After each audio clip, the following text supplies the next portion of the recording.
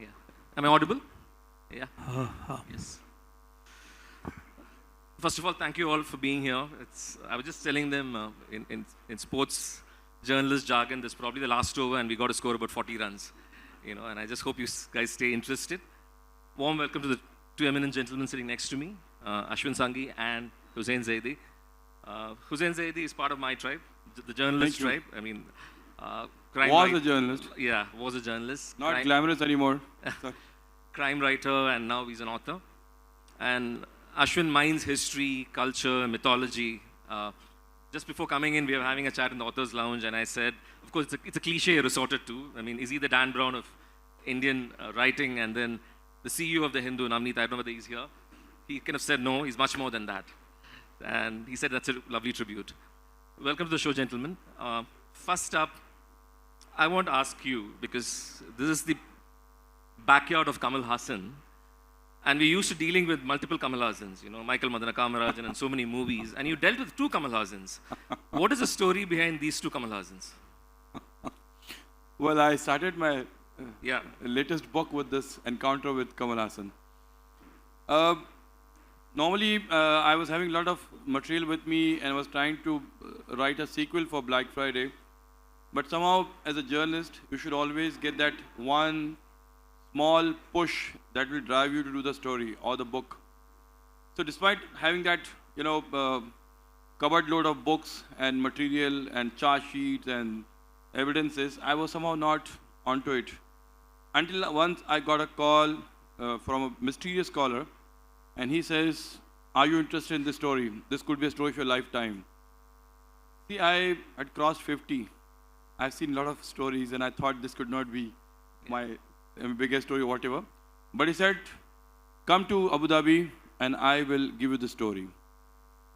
So, it's very stupid, silly, risky for a journalist just to respond to one call from an unknown caller and land up in Abu Dhabi. By the way, Abu Dhabi is just in the neighborhood of Dubai.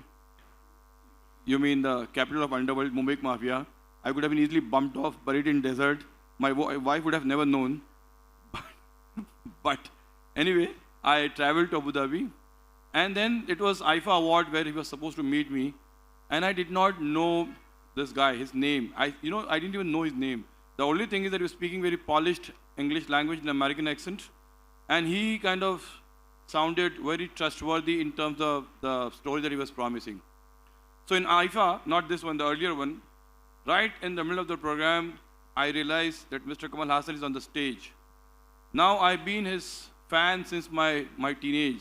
I have seen Ek Duje Ke Liye, and I wanted to commit suicide with my girlfriend after seeing the movie. But somehow I saw Rajnikant movies and it changed. I thought, no, I should not. So that's the time, since that I was kind of almost deifying him. My wife is a Tamilian, by the way, and she has kind of, told me that Kamal Haasan is a very intelligent actor, very unlike Tamilian actors. He's smart, cerebral. I mean, so many superlatives about Mr. Kamal Haasan. I was almost in awe of this man.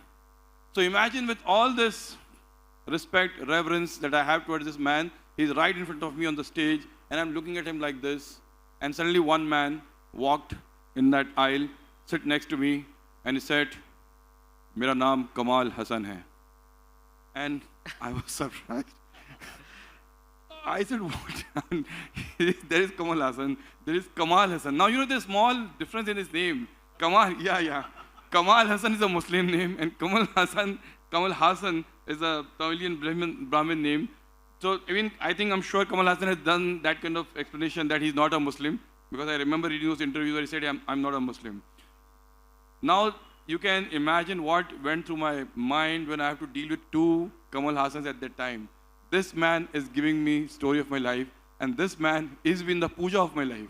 I am torn between these two people here, and that's how I started my book. Yeah, it's a lovely way to start the book. Yeah, thank you.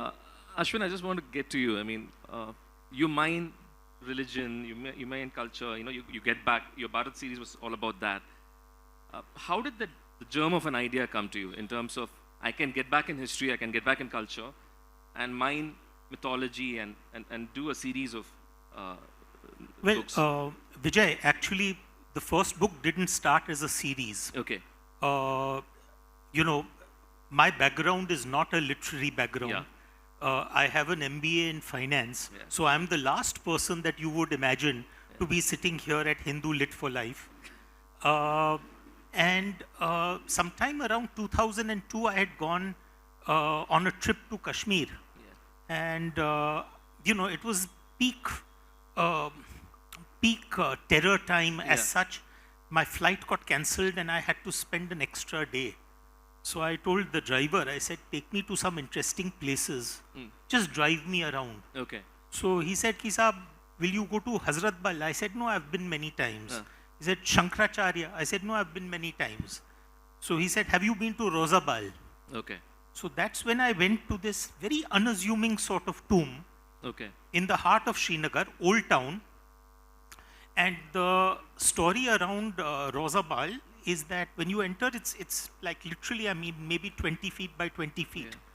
And the folklore around it is that there is a saint who is buried there. He's a Muslim Peer by the name of Nasiruddin from the 13th century.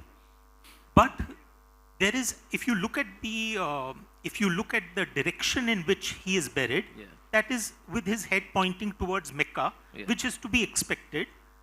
But there is another burial underneath him. And that traces back to the origin of the tomb, which is 112 AD. So 2000 years ago. And that is not with the head pointing towards Mecca. It's an east-west axis, which is the axis which the ancient Jews used to bury their dead.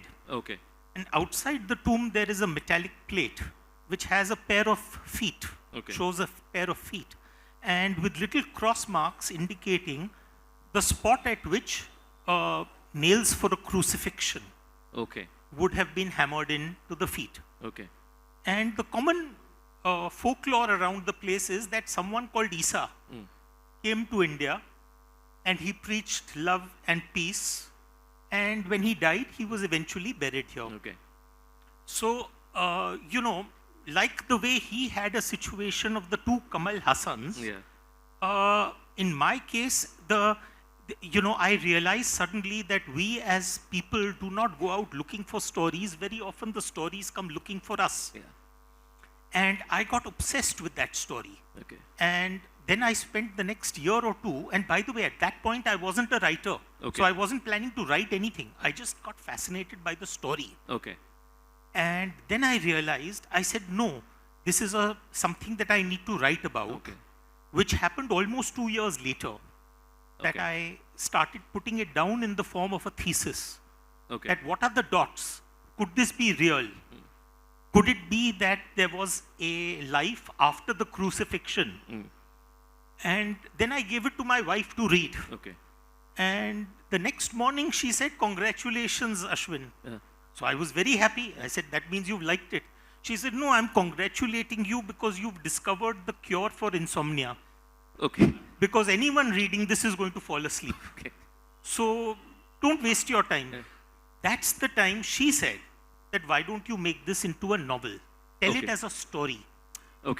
So, in fact, if you really think about the two people on stage here, here is a person who is trying to make the actual information, fact, sound almost like fiction. And here I am struggling to make my fiction sound like fact. So we are at opposite ends of the spectrum. True. Well said. I just want to ask both of you. I mean, as a nation, we become hypersensitive. We take offense very easily. We can't handle a joke. We can't laugh at ourselves. What are the filters both of you have? Because you're dealing with facts. I mean, you're probably diving into your history as a crime reporter. I mean, you're probably dealing with enough skeletons in the cupboard. It could be political parties. It could be movie stars. Enough skeletons in the cupboard, and you got to write about that, or the underworld. You're mining mythology, and again, there is sensitivity. Religion is involved. Culture is involved. What are the filters you guys employ, or do you have a sounding board? I mean, do you ask someone, or how do you work around that? As Ashwin says, that your wife is the best yardstick to judge. I'm married for 29 years, and my wife was a journalist. Actually, a much bigger and more, what do you say, competent crime journalist than I was. Okay. She should be given the credit for bringing me to crime journalism. Now, our relationship was like a Dronacharya and Arjuna, where Dronacharya took the back seat and Arjuna became famous. So, whenever I came up with a big story, I thought if she will like it, she's my biggest detractor. She hates all my works. She trashes me for everything that I do. So, whether it's my attempt at trying to learn a bit of Tamil or I'm trying to do other things, so she's my critic all the way. So, as he says that first I always discuss my story with my wife. And if at all I realize that she has dismissed the story, she has not liked it, then I'm very happy that all others are going to like it very much. Okay. So when I wrote Dongru to Dubai, I showed the manuscript to her. Hussain, this is bakwas. I said, why? There are no women. Dawood Ibrahim is like a womanizer. There should be a lot of women here. We should have a lot of sex, a lot of sleaze, a lot of film heroines. I said, acha, okay. I said yes. And then I went back and submitted the manuscript to my publishers. The book came out, and it's my, till date, the biggest success, Dongru to Dubai. Thank you. So that's all. Yeah. That's the thing that I always use my wife, who tells me what to do and what not to do. Okay. And whatever she does, I do reverse of that. The opposite. The opposite. Okay. What about you? So I don't have such an easy filter. Okay. Because you're right that it takes 2 minutes for something to turn out to be rather sensitive, even though you didn't understand the sensitivity when you were writing it. Exactly. Yeah. But for me, I tend to delve into areas which are sort of what ifs. It's that very delicious, delicious zone, delicious question. Okay. What if? Yeah. So, for example, when I went into that tomb, then it was what if there could be some truth to this story, right? Yeah. Or for example, I remember in my early days, I went to this temple in Kolkata. Again, one of those wild rides with a driver saying, take me to some place. I went in there, I stood inside it. It was very ordinary. And then after 2 minutes, I realized that the people who were there, they were worshipping not Devi Ji or something, they were worshipping Amitabh Bachchan. So he had taken me to an Amitabh temple. Now, again, the point that then that's something, that event, what the question that triggers in my mind is that the way we are treating our heroes of the past? Okay. That they were real people, that they had a historical basis to them. Okay. And then we went through years and years and years of layering on those stories, as a result of which they became quote unquote mythological. Yeah. Right? So when I'm looking at that historical, I mean, I've always maintained that for me there are two words which I try and bring into a supercharger. History and myth. Yeah. Right? And when I do myth plus history, at least in my mind, it triggers a mystery. Okay. Myth plus history equal to mystery. It's a simple enough formula. As long as I stay within that formula, but I approach each of those subjects with an ingrained sense of respect rather than sensationalism. Okay. If you have achieved that in both of those domains, your writing cannot trigger someone. Okay. Which is what I try and do. I'm more interested in the story behind the story. Okay. Because, so for example, for me, if I'm looking at, let's say, hypothetically, something like the Mahabharata war, then I'm not only interested in trying to analyze the motivations of those characters. It's been done to death. I'm more interested in seeing, could there be a historical basis for that event? And could I make that into a whodunit? Okay. Okay? Yeah. So, and the other part of it is that I'm a complete sucker for pace. So I'm always looking for those juicy, tender morsels that I can throw in that will keep you hooked. Hooked, okay. I think the most important quality of a writer is to be able to get you to turn the page. Yeah. Even when he sends his stuff to his wife, I send my stuff to my editor, who's based out of Kolkata, and she has the most wonderful vocabulary in terms of cuss words. So I will usually get a list of cuss words. This is what you've turned out.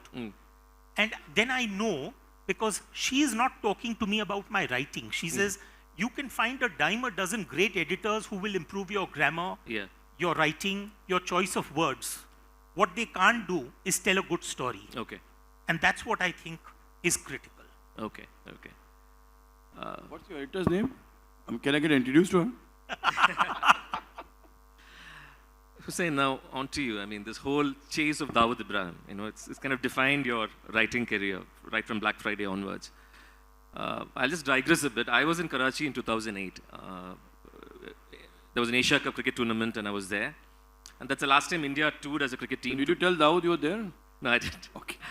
So we were there with a bunch of cricket writers, Times of India, Indian Express, The Hindu, a lot of us were there, Hindustan Times. And one night the Pakistani journalists took us out. They took us to Clifton Beach just to see the nightlife of Karachi.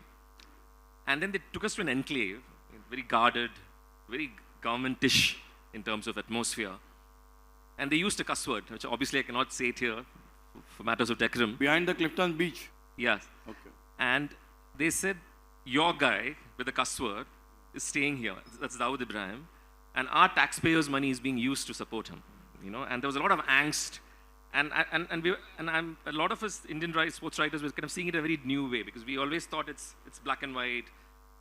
We didn't realize there's resentment towards him being there from the local public.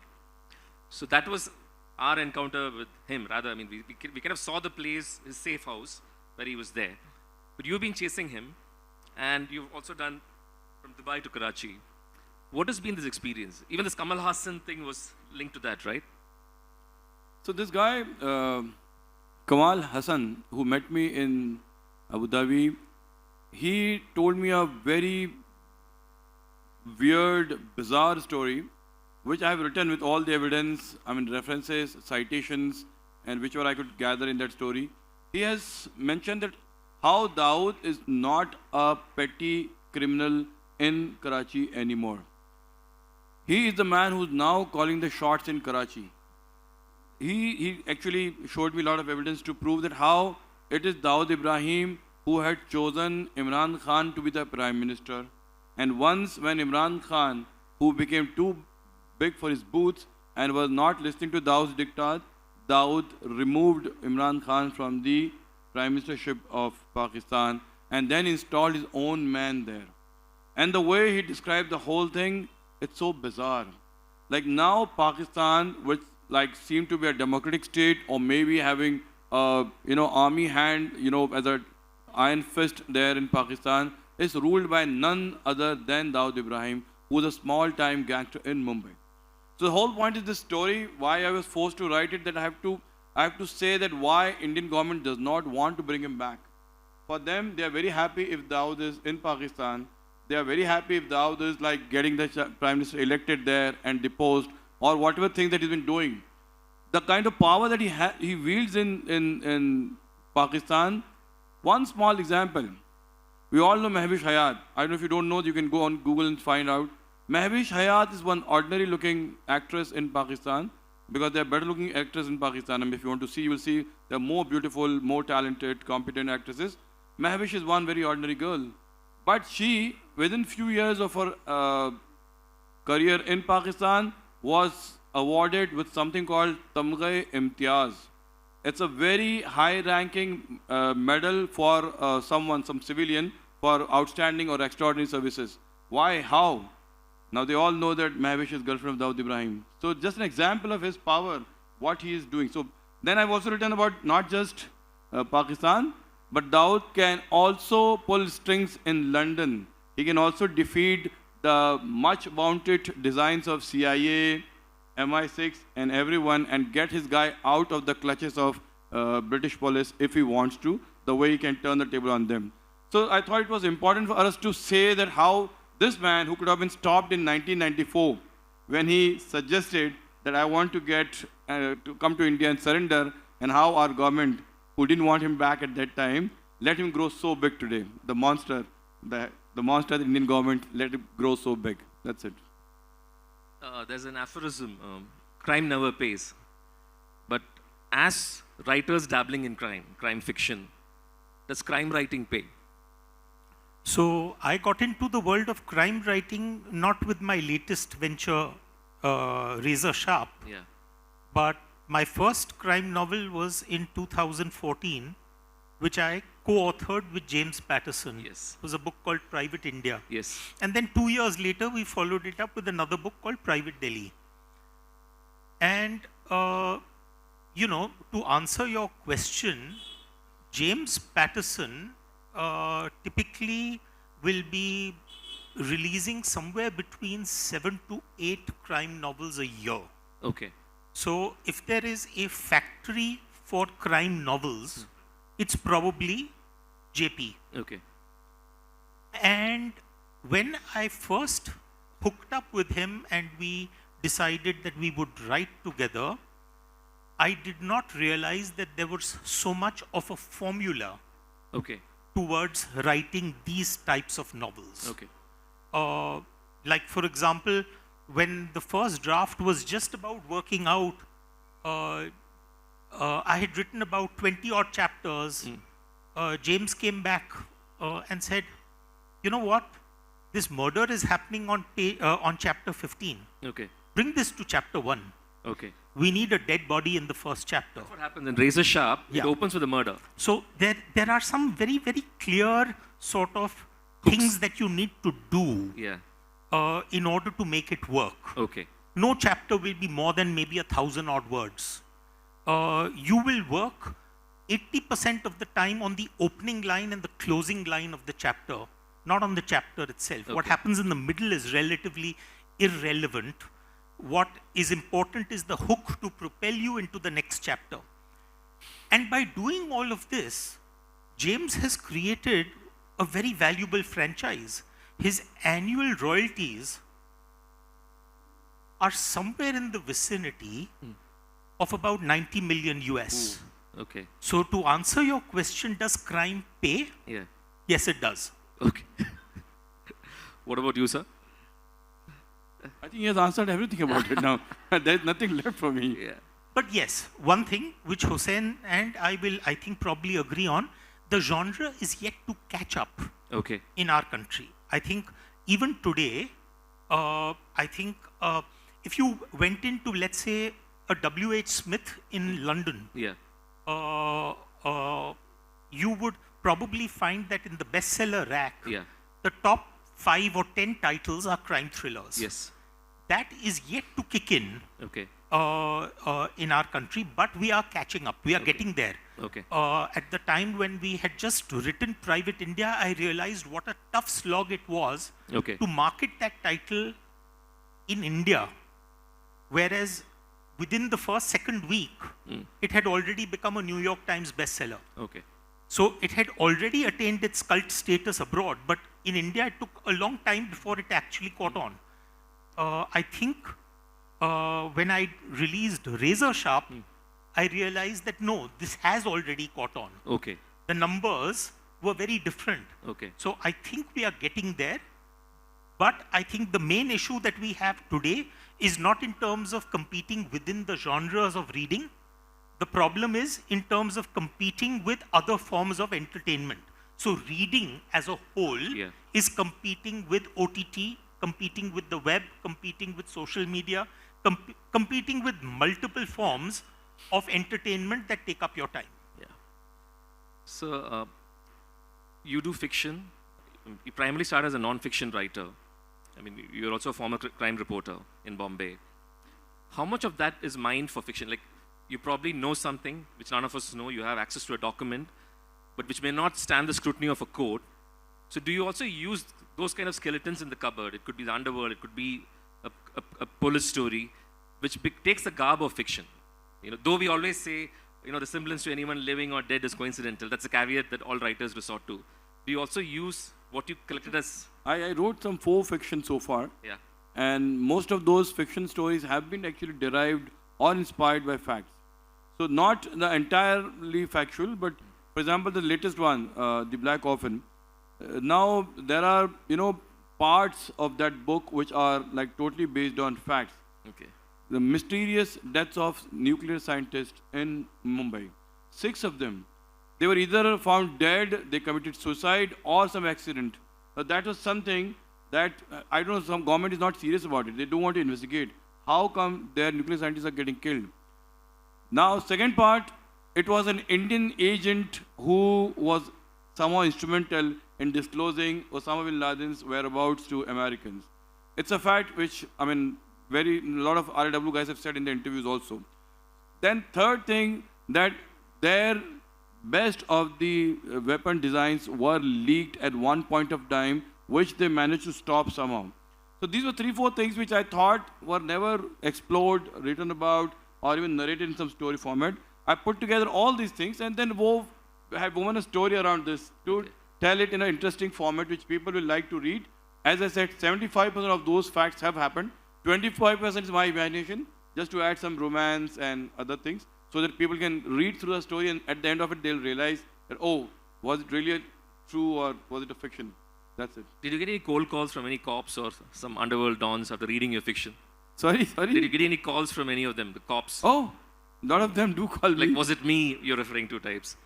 Well, there's one particular officer, he asked me, is this me? I asked him, do you have guilty conscience? Because chor ki dadi mein tinka. So that's a problem. So if you think that's you, then it could be you. Yeah. If you don't think it's you, it could be anyone. Okay. It's just a character. Yeah. I just want to know, there's this cliche in a crime writing or detective fiction. It's also in the movies where you have a very world-weary senior cop who's not exactly popular with the rank. There was I know most of you would have seen a movie called Porthuril in Tamil, which dealt with this. The main guy is a senior guy, he's always cribbing, but he's very sharp in the way he goes about his work. I see this trope used in a lot of crime writing and detective fiction where he's basically a piss-off guy, but then he's a very sharp sleuth. Why is that cliche being used? See, we all root for the underdog. Yeah. At the end of the day, when there was who was this? There was a writer called, I think, Christopher Booker, and he wrote that, the book was called The 7 Basic Plots. Okay. And so every plot in the universe, in his theory, falls into one of those 7. Okay.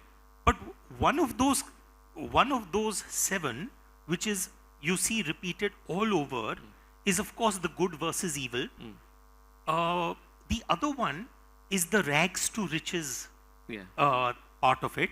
And the third is the guy who is able to prove himself even though the world wrote him off. Okay. So, in that sense, when you have cops or detectives who are complete misfits, they are either drunks or they are down on their luck, they have some terrible habits, they don't get along with their team, they piss everyone off, right? And then when they are able to crack something, you root for them. You root for them, even though they've got all of those problems going on in their lives. So I think, yes, you're right, it is a trope, oft repeated, but I think people are also becoming more creative within the trope in order to find darker and darker things that they can attribute to their protagonists, which is also interesting because you are always wondering as to who the good guys and who the bad guys are. Yeah. And the other thing I want to ask both of you is probably the last question, is that you guys are writing a book on a serial killer. Both of you have written books on them. So you know who it is. As a writer, you know who it is. So there is no suspense for you. The key is for you to surprise the reader, throw red herrings, place some decoys, kind of take the reader away and then bring them back in. But for you, there is no surprise. As an author, you know so-and-so is dead, X is the murderer.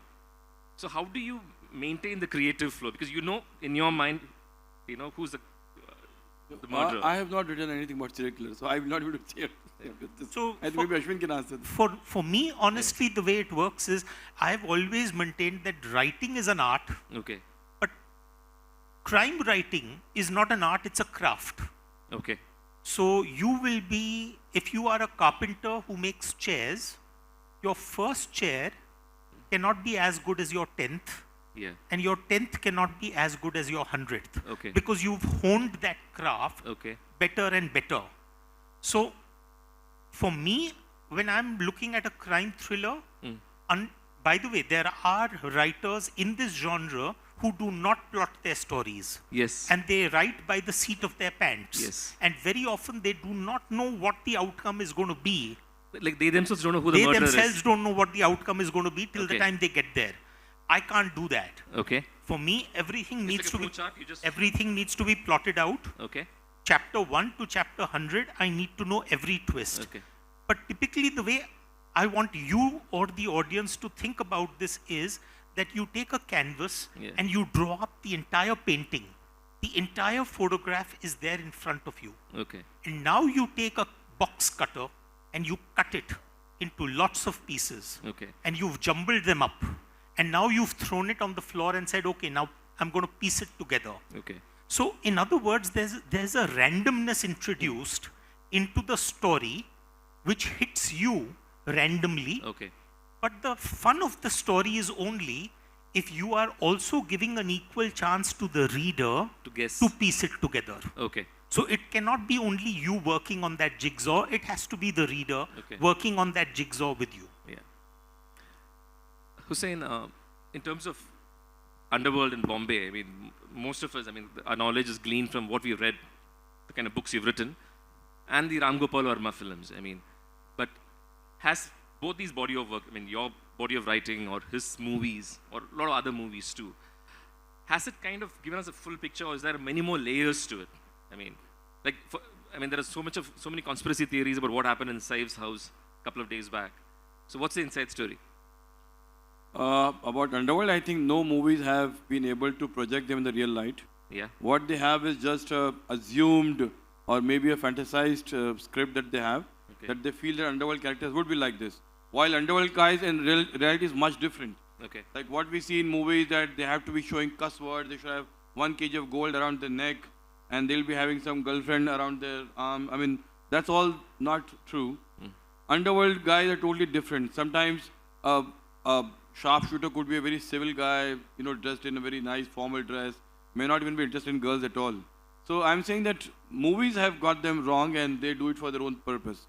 Now in real life, as I said, my whole stories, are based on what I've learned from police or through my personal interviews. Yeah. So for me, even I think it's not been covered so far in a very exhaustive manner.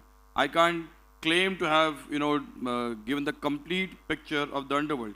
Because as I tell you that when I spoke to Dawood Ibrahim in an interview, he was a very nice, soft-speaking, chaste Urdu-speaking guy. While when my friend Vijaya Kumar, who was former commissioner in Delhi, he said that when he spoke to Dawood, to him it looked like Dawood was some street like tapori and speaking in a very bad language which people speak in Mumbai streets. So my whole point is that they wear a mask. It's never easy to penetrate through the mask and see what's the real guy here. Even in Saif's story, you know that not much has been revealed. There is still a shroud of mystery around it. You don't know what it was. It was one robbery gone wrong. How do you manage to gain access there? Well, it's a high security thing. It's a film star's house. How was he allowed to come inside? All those stories. And then despite his face being revealed, why cops are taking so long? So as I said, that there is always a mystery about all these things which will not be revealed unless we only know as much as we are told or as much they let us know. Whatever they don't let us know, we will never know. That's the point. For both of you, is there always any temptation when you write? Because it's very lucrative, right? When your book becomes a movie, Does it ever occur to you when you have a germ of an idea, when you write a crime story, maybe this could be a good screenplay, maybe this could be a good script for a movie? Does it ever occur to you, for both of you? I'm sure it occurs to Hussain far more than it occurs to me, because he has been so successful at it. But with me at least, most of my chapters in my novel are written very visually. Okay. So for example, any of my books now in the Kutta Kadam series, typically 100 chapters, not more than about maybe 700 or 800 words a chapter. Okay. But within that one chapter, I will make sure that I've changed the scene. Okay. And I will make sure that whatever I'm saying is very, very visual. Okay. So in that sense, an adaptation should not be difficult. Okay. But having said that, I think what I do in the crime writing space is far more easy to adapt than the stuff that I do in my historical, mythological, theological space. Yeah, sure. So with that, we've kind of come to our session, the end of our session, and I throw the floor open for questions. I mean, yeah.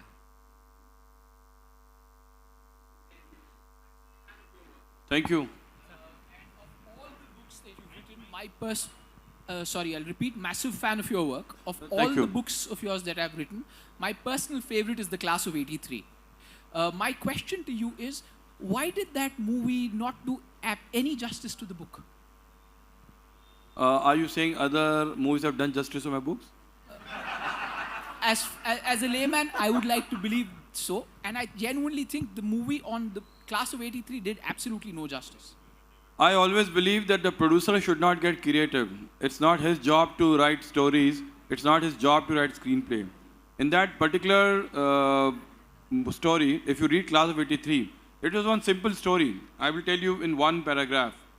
It was one very daring DCP from crime branch who was shunted from his post and sent to a police academy. The man thought that the best way to reply to the government is to get 400 officers like him. And then he started teaching the batch of 1983 and turned all 400 of them into like him, like Arvind Inamdar that he was. So we had a bunch of encounter specialists from 1983 batch who went after underworld and almost finished them. Now that's a simple story. In that story, the second part is that all those guys became too big, and then Arvind Inamdar was brought back again to, make them good officers again. That's a real story which happened in Mumbai crime branch. Now, when I pitched it to this guy, two gentlemen, I don't want to name them. One of them thought that he has a better idea than what I've written in the book. He started dictating the climax. The second guy who came to direct the movie, his mind went somewhere else. I mean, for me, I can't believe it. It's not even in my book. But he has shown officers masturbating in the urinals before going for an encounter. What do you do? What creativity is that? I mean, I can't even get over it. But my point is that's what they've done in that movie. So, all apologies, but most of the producers, whenever they try to write stories and they try to become a scriptwriter or director, they actually end up mauling the story or the book. That's the problem. I'm sorry if I disappointed you, but well, yeah. Sir, when two nations are at war, only the weapon seller wins. Two nations are at war, the weapon seller wins. No, in India, Pakistan, every time India plays against Pakistan, or be it any tournament or cricket or hockey, there's so much, hype and so much animosity. So, is it deliberately done? Like the weapon seller wants to. I think it's a mistake of the audiences or the spectators who try to feel it's a war. It's only two sporting teams who are fighting for commercial gains. Why should they look like a war? Pakistan is no match for us. We can swallow them in a morsel whenever we want to. So why should we think that the team is a adversary for us? I think the mistake of the people who are trying to reduce them to a proper combat or a competition between two of us. It shouldn't be. I'll just add to what he said. I mean, I've been to Pakistan in 2008 and I've covered enough cricket involving India and Pakistan, other sporting matches. The players get along famously well. For whatever animosity is on the turf, outside they dig Punjabi pop. They have dinner together. I mean, they have so much of shared culture, cuisine, especially the northern part of India and Pakistan. There's a lot of, a certain intimacy develops between players. I mean, there's a lot of angst on the field. I mean, I know a player from Tamil Nadu, I can't name him here, who said he couldn't understand why before an India-Pakistan match there's so much of tension in the dressing room. And he said, all the players north of the Vindhyas, they have that thing, we have to win this game. We have to somehow win this game. It's also because of partition, probably because they're affected so deeply by partition. It could be even the other side too. But once the game is over, whatever happens in the match, whether India won or Pakistan won, they get along famously well. I mean, I remember once in London, I was there and Wasim Akram was taking Kapil Dev around, saying, I will take you to the best Punjabi joints. In fact, one of the most famous Punjabi joints in London is called Lahore.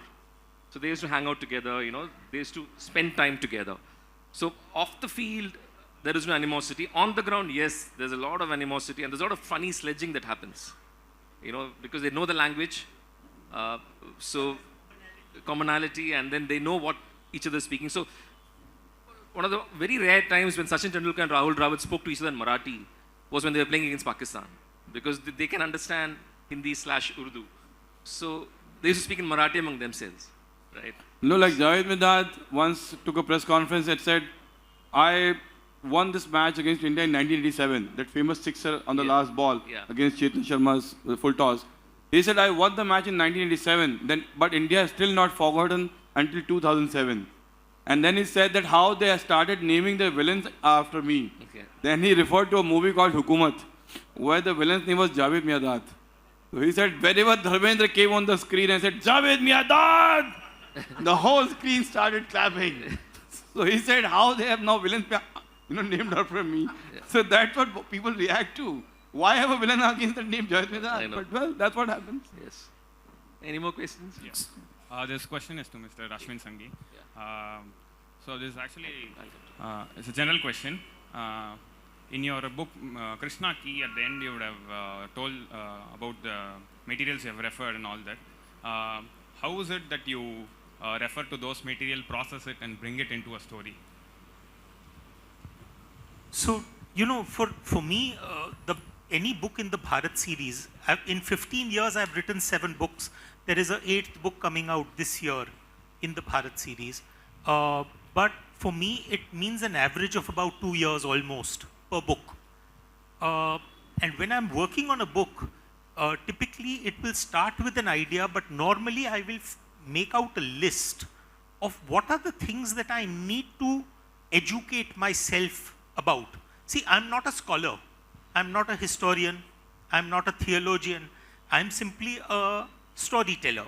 So I first need to educate myself about that subject before I can even start framing that story. And the nature of that research will become very different in varying cases. Like for example, let's say Chanakya's chant, the primary reference was the Arthashastra and the Mudra Rakshas. So I had to read them at least a couple of times to be able to absorb the material.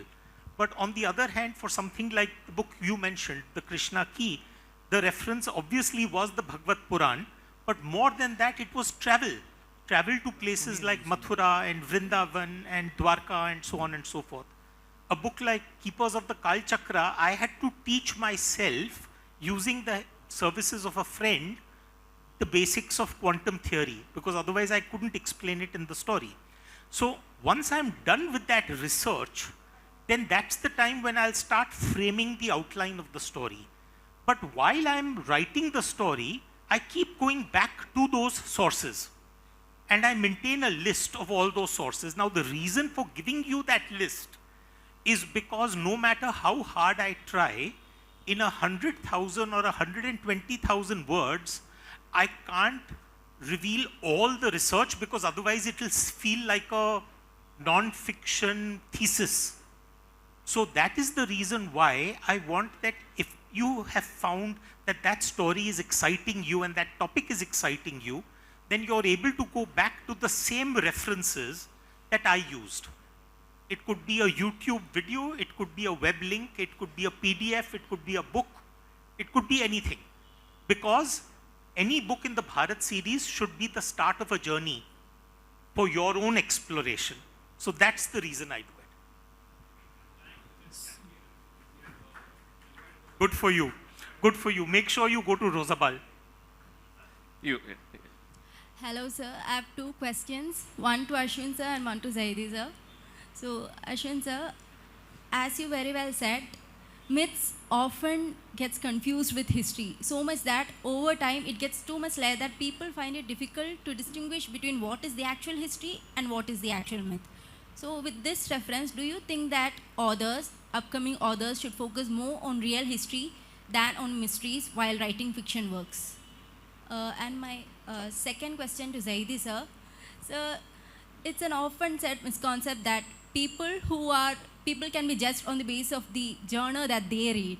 For example, people who are more into romantic journal are more associated with people who are actual romantics. Not necessary. Are you saying if I write crime, I'm like a criminal? No, not.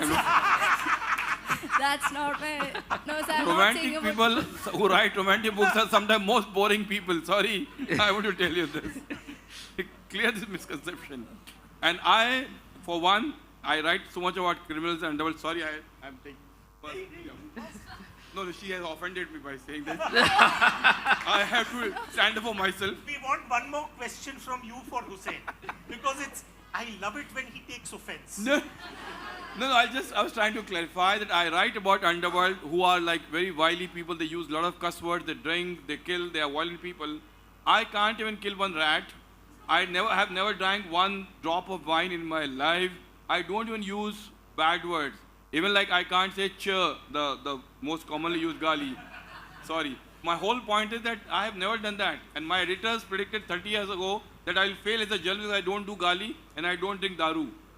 So what is this? I mean, it is wrong to say that just because I write about underworld, I'll be like those criminals. No, sir, that's not like with the recent trend. And I trend. speak very chaste Urdu with my wife whenever I'm fighting with her.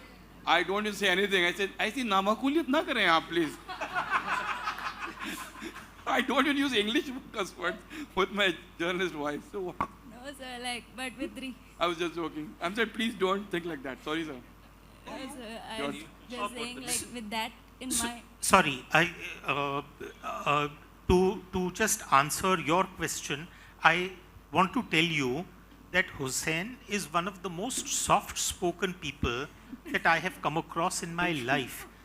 You know, and genuinely, he's the type of guy who would not be able to hurt a fly. So I wonder as to how he writes up all of those stories. It's just a story, it's a profession, it's a work that you do.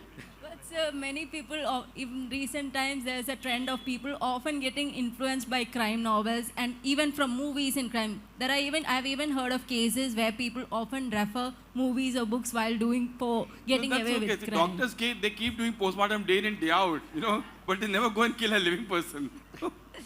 It's only work, it's a profession, you just report on it. You don't have to be like that. For example, so many makeup artists are doing makeup for the actresses, making them like, you know, Deepika Padukone and all those beautiful girls, but they themselves will not be like that. So why? Not necessarily that it has to be true. And about the question about myth. Should I answer that? Yeah. Okay. Yeah, this is the third part. So, honestly, you mentioned about the history and myth bit. The truth of the matter is that, you know, my favorite definition of myth is what C.S. Lewis said. He said a myth is a lie that reveals a truth.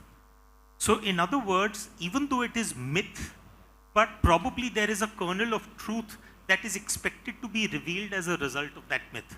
And you know what my favorite definition of history is? It is George Santayana. George Santayana said that history is a pack of lies about events that never happened, written by people who were never there.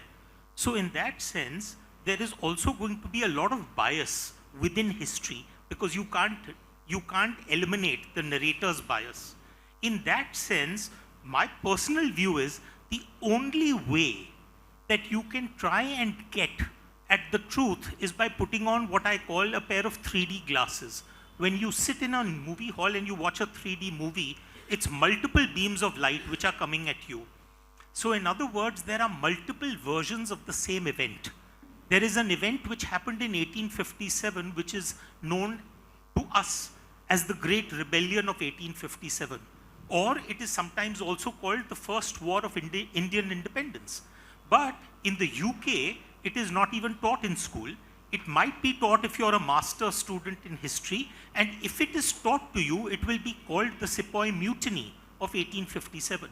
We are talking about the same event, and it is referred to in completely different ways because the bias is inbuilt into that narration. So the only way that you can try and claw at the truth is by being able to read all of those versions. That's my only possible. Thank you so much for answering. And also sorry if I offended you. I didn't mean to. Thank you. Thank you so much. It's been a wonderful session. Thanks, Ashwin. Thanks, Hussain. Absolutely rocking session. Thank you.